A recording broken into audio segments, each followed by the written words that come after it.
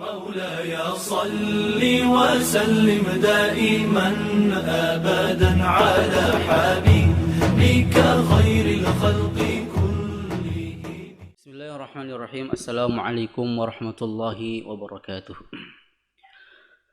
الحمد لله رب العالمين والصلاة والسلام على أشرف الأنبياء والمرسلين وعلى آله وصحبه ومن سار على نهجه إلى يوم الدين. Alhamdulillah, sahabat semua kaum muslimin yang dirahmati Allah Subhanahu wa taala, kita memuji bersyukur kepada Allah atas seluruh limpahan nikmat, rahmat dan hidayahnya.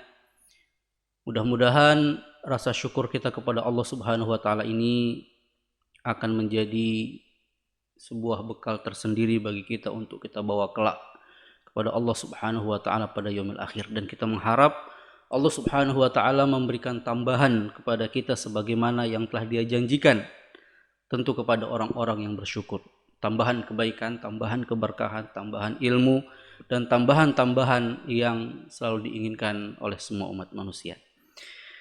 Kemudian salawat serta salam tentu semoga selalu tersampaikan kepada Nabiullah Muhammad ibn Abdullah, kepada keluarga beliau, kepada para sahabatnya, dan juga kepada setiap individu muslim yang selalu berada di atas sunnah-sunnahnya, mengamalkan ajarannya, meneruskan dakwah dan perjuangannya hingga akhir zaman. Ikhwan sekalian, insyaallah pada kesempatan kali ini kita akan sedikit kembali membaca dari salah satu hadis Nabi Sallallahu Alaihi Wasallam yang menjadi bagian daripada pedoman penting bagi kita dalam menjalani kehidupan di dunia ini. An Abi Hurairah radhiyallahu anhu qala Rasulullah sallallahu alaihi wasallam, min husni islamil mar'i tarkuhu ma la ya'ni. Rawahu Tirmidzi wa ghairuh.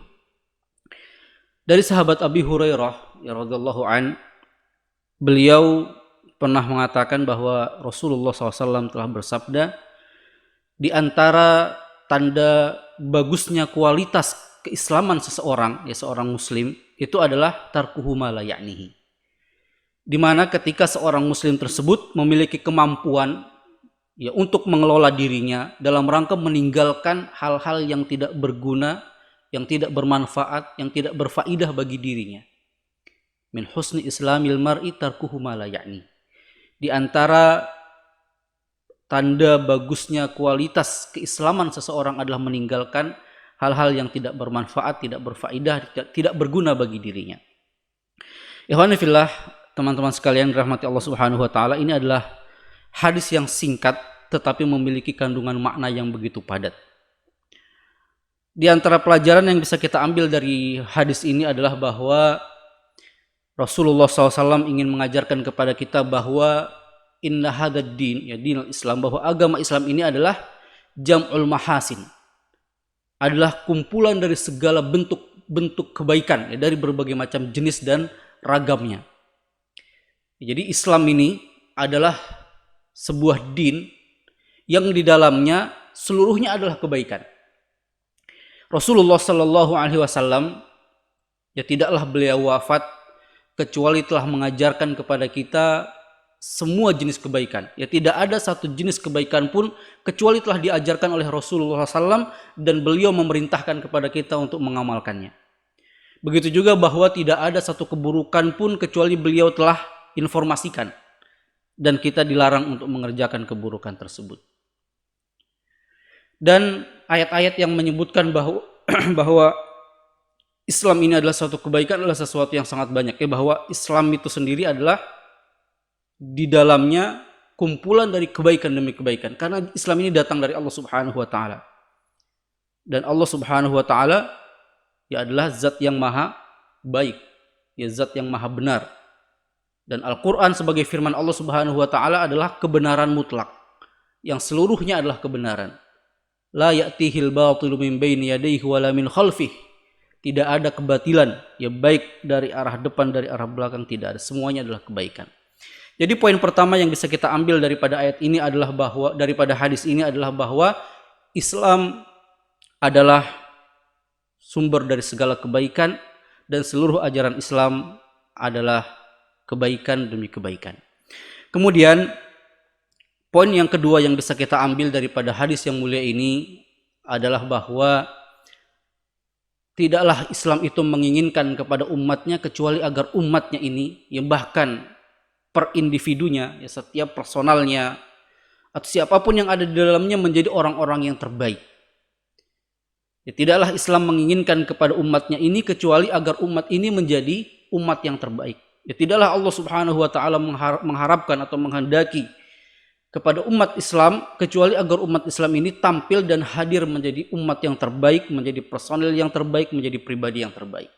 Dan jika kita buka lembaran ayat-ayat, sangat banyak yang menyebutkan tentang hal ini. Misalnya ketika Allah Subhanahu wa taala berfirman, kuntum khairu ummatin ukhrijat linnas. Kalian adalah umat terbaik yang Allah Subhanahu wa taala persembahkan, Allah hadirkan untuk seluruh umat manusia. Atau di dalam ayat yang lain, misalnya ketika Allah Subhanahu wa taala berfirman, alladzi khalaqal mauta wal hayata liyabluwakum ayyukum ahsanu amala. Dialah Allah yang telah menciptakan kematian dan kehidupan sebagai ujian bagi kalian. Siapa di antara kalian yang terbaik amalnya? Jadi amalan terbaik itulah yang diinginkan oleh Allah Subhanahu wa taala dari diri kita sebagai hamba-hambanya. Yang Allah ingin lihat dari kita sebagai hambanya adalah hal terbaik apa yang bisa kita persembahkan kepada Allah Subhanahu wa taala dalam kehidupan ini. Kebaikan-kebaikan dalam banyak hal, ya kebaikan dalam ucapan, kebaikan dalam lisan, dalam tutur kata, kebaikan dalam masalah akhlak, ketika bermuamalah, ketika bekerja, berusaha mencari nafkah, ketika bermuasyarah, ya berinteraksi dengan keluarga dan masyarakat, dalam segala hal.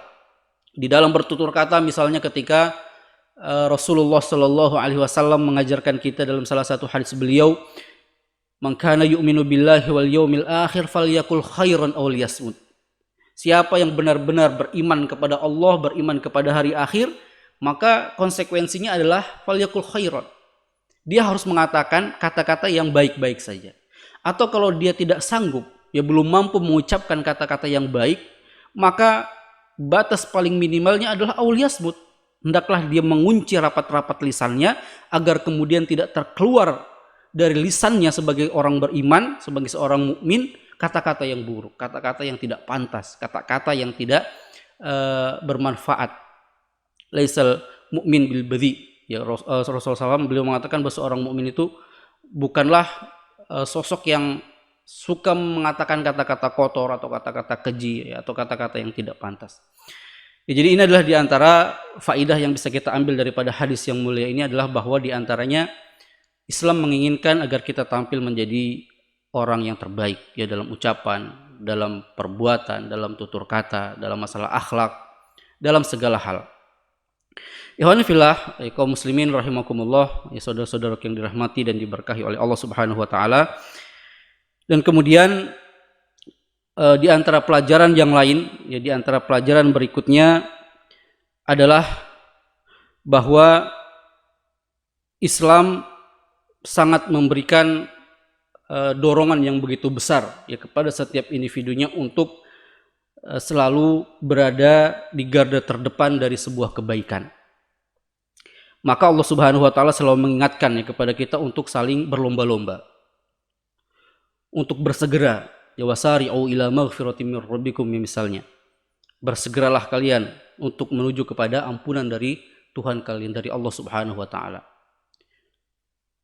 Dan Allah Subhanahu wa taala juga yang mengingatkan, ya, kepada kita untuk selalu bersegera, ya berlomba-lomba, bercepat-cepat untuk mengerjakan kebaikan dalam rangka mendapatkan kenikmatan negeri akhirat. Walidzalika falyatanafasil mutanafisun, ya seperti misalnya ketika Allah mengatakan bahwa untuk mendapatkan kenikmatan surgawi, ya di negeri akhirat itulah seharusnya orang-orang itu berlomba-lomba. Jadi semangat perlombaan, semangat saling mendahului dalam kebaikan adalah sebuah spirit yang ditanamkan oleh Islam kepada tubuh umat ini. Ikhwani fillah arsyani wa arsyadakumullah, ya di dalam ayat yang ketika Allah Subhanahu wa taala mengatakan ayyukum ahsanu amala, ya siapa di antara kalian yang terbaik amalnya. Dalam ayat ini Allah menginginkan agar kemudian kita bisa menampilkan kualitas amalan yang terbaik. Ya, jadi yang Allah inginkan adalah kualitas dari sebuah amalan. Ya, bukan hanya sekedar kuantitasnya, bukan hanya sekedar jumlahnya. Tapi kualitas amalan tersebut itulah yang diinginkan oleh Allah Subhanahu wa taala untuk kemudian kita bisa hadirkan, bisa kita tampilkan. Dan itu adalah bagian daripada ujian, ya, ujian kehidupan. Ya, sejauh mana kita bisa menapaki kebaikan demi kebaikan, itulah yang akhirnya nanti akan dilihat oleh Allah Subhanahu wa taala. Ikhwani fillah, arsyadni wa arsyadukumullah, dan tentu setiap kebaikan yang kita kerjakan itu semua tidak akan mungkin sia-sia begitu saja. Bahkan Allah Subhanahu wa taala telah menjanjikan ya bahwa dari setiap kebaikan yang kita lakukan akan dibalas dengan balasan yang berlipat ganda. Lilladzina ahsanul husna wa ziyadah.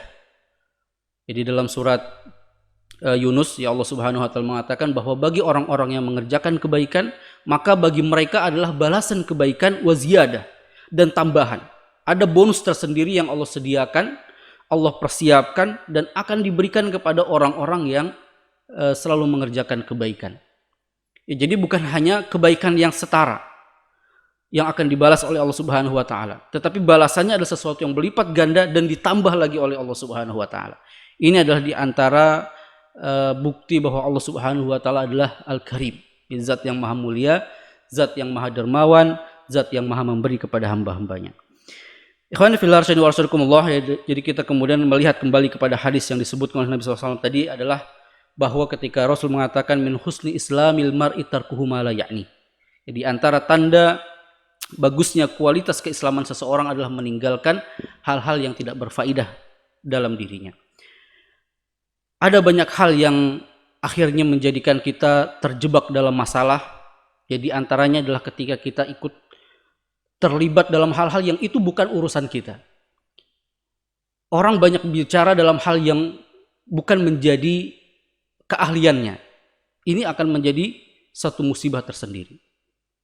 Ya, ketika Islam mengajarkan kepada kita untuk meninggalkan hal-hal yang tidak berfaedah, ya maka ini adalah bimbingan kepada kita untuk selalu menyibukkan diri dalam hal-hal yang bermanfaat, hal-hal yang baik, dan hal-hal yang akan terus menumbuh kembangkan diri kita dan meningkatkan kualitas diri kita.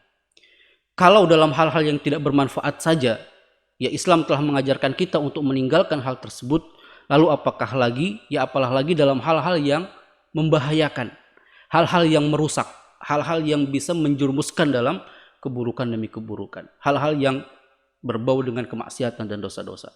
Lebih diperintahkan lagi untuk kemudian dijauhi dan ditinggalkan. Semoga Allah Subhanahu wa taala membimbing kita semua, mengarahkan kita semua, dan memberikan kepada kita kekuatan untuk terus menempuh kebaikan demi kebaikan, terus melangkahkan kaki kita di atas hal-hal yang dicintai dan diridhoi oleh Allah Subhanahu wa taala. Dan semoga Allah Subhanahu wa taala memberikan kepada kita kesabaran yang berlipat ganda untuk terus istiqomah di atas kebenaran dan kebaikan hingga sampai akhirnya kita berjumpa dengan Allah Subhanahu wa taala dalam keadaan ridho dan diridhoi. Demikian, wallahu a'lam. Subhanakallahumma bihamdik asyhadu an la ilaha illa anta astaghfiruka wa atubu ilaik. Wa sallallahu ala Muhammadin wa ala alihi wa sahbihi ajma'in. Wassalamualaikum warahmatullahi wabarakatuh.